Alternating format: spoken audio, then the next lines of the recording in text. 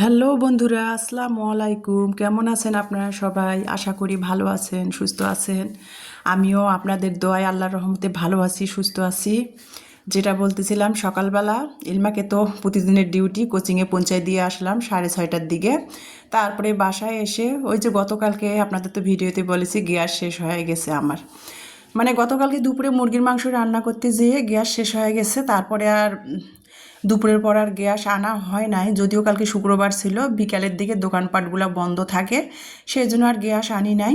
তো আজকে গ্যাস নাই। আর ম্যাজিক চুলার আমার ওই যে লোহার যে তাওয়া, যেটা গ্যাসের যেটা লোহার তাওয়া সাপোর্ট করে, সেটা নাই আর কি আমার ম্যাজিক চুলার। সেই জন্য আর কি রুটিটা বাড়িওয়ালা ভাইদের ছাদে, খালা বাড়িওয়ালা ভাইদের কাজের খালা সকালে নাস্তা বানিয়ে নিল ওনাদের জন্য রুটি। তো আমিও ওনাদের চুলা জ্বালাইছে, আমিও আর কি লাকড়ির চুলাতে রুটি ভাজতে আসলাম, যেহেতু আমার গ্যাস নাই সেজন্য। তো যাই হোক, লাকড়ির চুলাতে রুটি ভাজতেছি। লাকড়ির চুলাতে আসলে কিন্তু রুটি ভাজতে বা রান্না করতে কিন্তু খুবই ভালো লাগে। আর এই যে দেখতে পাচ্ছেন কত সুন্দর রুটিগুলা লাকড়ির চুলাতে সুন্দর লোহার তাওয়াতে ভেজে ভেজে নিচ্ছিলাম। তো রুটিগুলো আমার ভাজা হয়ে গেল। আর এই যে এই পাতিলটাতে গতকালকে খালা নাকি খেজুরের, বাড়িওয়ালা ভাইদের গাছের খেজুরের রস জাল করে খেজুরের তেলনালি বানিয়েছি। তো পাতিলটাতে খেজুরের রসের তেলনালিগুলা অনেকটাই ছিল, খালা সেটা রেখে দিয়েছিল। তো আমি ছাদের মধ্যে চা বানাবো ভাবলাম, যে ছাদে রুটি বানাবো, ওখানে লাকড়ি চুলা দিয়ে চুলার মধ্যে চা রান্না করেও নিয়ে আসব। তো আমি বাসা থেকে দুধ, চিনি, চা পাতা নিয়ে গেছিলাম। তো খালা বলছিল যে আমিও চা খাবো, এই পাতিলটাতে চা বানাও, তুমিও নিও, আমাকেও দিও একটু। তো যেই কার সেই কথা, খালার ওই যে সেই তেলনালি বানাইছে পাতিলটাতে, অনেকগুলা তেলনালি ছিল, সেটাতে আর কি আমি দুধ পানি মেপে দিয়ে দুধ চা বানিয়ে নিলাম। লাকড়ির চুলার আসলে দুধ চা অসম্ভব মজা লাগে। তার মধ্যে খেজুরের রসের তেলনালি দেওয়া হয়েছে দুধ চাটাতে, খুবই সুন্দর হয়েছে চাটা। আর কালারটাও অনেক সুন্দর লালচে হয়েছে, খেতে কিন্তু অসম্ভব মজা হয়েছে খেজুরের রসের তেলনালি দিয়ে দুধ চাটা। তো আমি রুটিগুলা ভেজে দুধ চাটা বানিয়ে খালার জন্য পাতিলেই রেখে আমাদের তিন মামেরগুলা নিয়ে আমি বাসায় তিনতলায়, পাঁচতলা থেকে তিনতলায় নেমে আসলাম। এসে এই যে খাচ্ছি। আমি আর আমার আর ইমানির জন্য রুটি বানিয়ে নিয়েছি। ইমানি পরোটাটা ইদানিং পছন্দ করে না। ওই যে 1 বছর ধরে আমরা সরিষার তেল খাচ্ছি, সরিষার তেল খেতে খেতে এখন আবার সয়াবিন তেলের ইমানি কোনো কিছুই খেতে চায় না, পরোটা ভাজলেও খেতে চায় না। এখন আবার অভ্যাস হয়ে গেছে ইলমা সকালবেলা পরোটা ছাড়া আবার রুটি খেতে চায় না। তো ইলমার জন্য আমি রুটির ডো বানিয়েছিলাম, সেটা দিয়ে ইলমার জন্য আমি রুটিটা একটু তেল দিয়ে ভেজে নিয়েছি 2টা। আর আমার আর ইমানির জন্য আর কি রুটি বানিয়ে নিয়েছি। নিয়ে এই যে গতকালকের যে মুরগির মাংস ছিল, ইমানি রাতের বেলা ভাত খেয়েছিল না, সেজন্য আর কি মুরগির মাংসটাও রয়ে গিয়েছিল। ইমানি ইলমা 2 বোনে আর কি ভাত খায়নি রাতে, মুরগির মাংসটা রয়ে গিয়েছিল, সেটা দিয়ে আর কি সকালে আর কি রুটি বানিয়ে নিলাম। রুটি দুধ চা দিয়ে নাস্তাটা সেরে নিলাম। আর ওই যে বললাম গ্যাস শেষ হয়ে গেছে গতকালকে দুপুরবেলা। তো এখন বাজে সকাল 11টা, নাস্তা খেয়ে বাসায় অন্যান্য কাজগুলো গুছিয়ে সকাল 11টা বাজে চলে আসলাম গ্যাসের দোকানে। এই যে দেখতে পাচ্ছেন গ্যাসের দোকানে চলে আসলাম। এটা হলো আইন কলেজ মোড়, দিনাজপুর আইন কলেজ মোড়ে আমি চলে আসলাম গ্যাস নিতে। এখান থেকে ইলমার বাবা যেহেতু থাকে না, আমি সবসময় কিন্তু এখান থেকে গ্যাসটা নেই, গ্যাস সিলিন্ডারটা নিয়ে যাই। 2 মাস আগেও এখান থেকে গ্যাস সিলিন্ডারটা নিয়ে গিয়েছিলাম। তো দাম করলাম কোন গ্যাস সিলিন্ডারের দাম কত। তো যমুনা গ্যাস সিলিন্ডারের দাম চেয়েছে 1530 টাকা। বসুন্ধরা গ্যাস হলো 1560 টাকা। বসুন্ধরা গ্যাস সিলিন্ডার 1560 টাকা, যমুনা গ্যাস সিলিন্ডার হলো 1530 টাকা। তো যাই হোক, তারপরেও আমি কম বেশি করে আর কি 30 টাকা কমে আর কি আমি বসুন্ধরা গ্যাসটাই নিলাম। নিয়ে তারপরে আমি চলে আসলাম। আর ওনারা ডেলিভারি বাসায় দেয় সাইকেলে করে। ওই ডেলিভারি বয়কে ওই গ্যাসের দোকানদারের চাচা আর কি বলল যে বাসায় সাইকেলে করে গ্যাস সিলিন্ডারটা আমার বাসায় এসে সেটিং করে খালি বোতলটা, গ্যাস সিলিন্ডারের খালি বোতলটা নিয়ে গেল।